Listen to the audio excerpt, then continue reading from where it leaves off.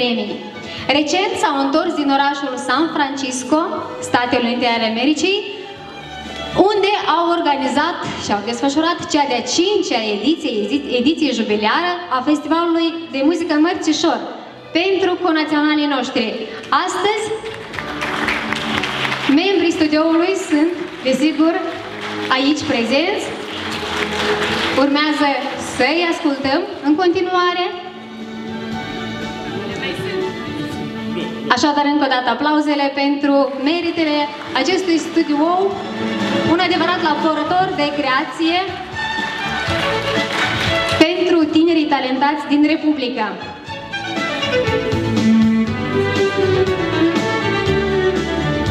Noi doar suntem aici puțini, dar suntem mult mai mulți.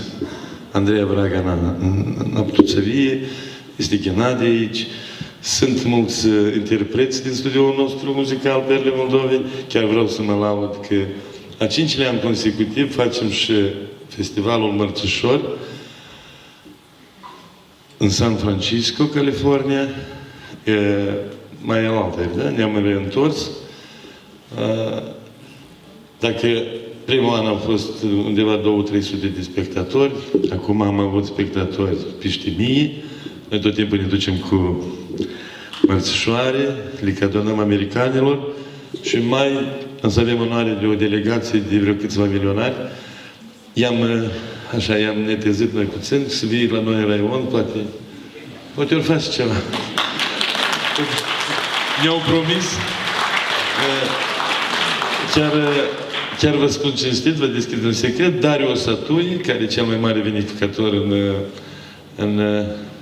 în California, pe internet este Castelul de Amarosa, unde am deschis mărțișorul. Primul an ne-a dat voie să facem în Castelul de Amarosa mărțișorul, închipuiți, un miliardar, ne dă voie și el zice că eu vreau să vin la anene noi. Zic, bine că la noi s-a deschis Mimiu, că l-am duce de acolo și pe mine ne-am așezat la masa de negocieri.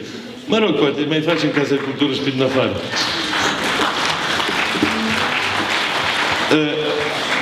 O mare bucurie Perle Moldovei au avut anul trecut. Știți că Nova Valna au plecat din Iurmala și s-au schimbat cu Forumul Internațional de Artă Vocală Euro-Iurmala. Eu sunt foarte bucuros că Republica Moldova acolo a deținut toate 5 premii de întâi, la 5 nominații care au fost în festival, și premiul mare, trofeul festivalului. Pentru prima dată în istoria Iurmala, moldovenii au ieșit complet pe locul întâi. Și ăștia sunt copiii noștri, Andreea, Anișoara, Ghenadie și Andreea Vraga. Totodată și vă aduc aminte că și Ialta, noi 5 ani în urmă, știi cum zicea Ivan Vasilievici Grozny, zice că to взял, nu mă iau to взяли. 10 locuri întâi și tot anele noi și tot Perle Moldovei. De atunci nu ne mai cheamă. Au zis că gata, voi ne-ați omorât festivalul. Niciodată Moldova nu lua locurile întâi. Ionică de la Toderești, peschierul care ziceam Harbujelul în glumă, a ieșit și când și l-a zis, băiatul ăsta de unde?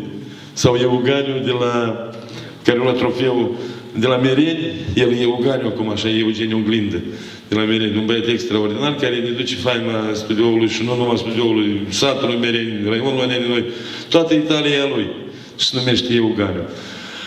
Aș putea povesti foarte mult de Perle Moldovei, dar nu numai Perle Moldovei avem aici în raion, mai avem încă și cartea de vizită. Poftim! Da, vă rugăm să luați.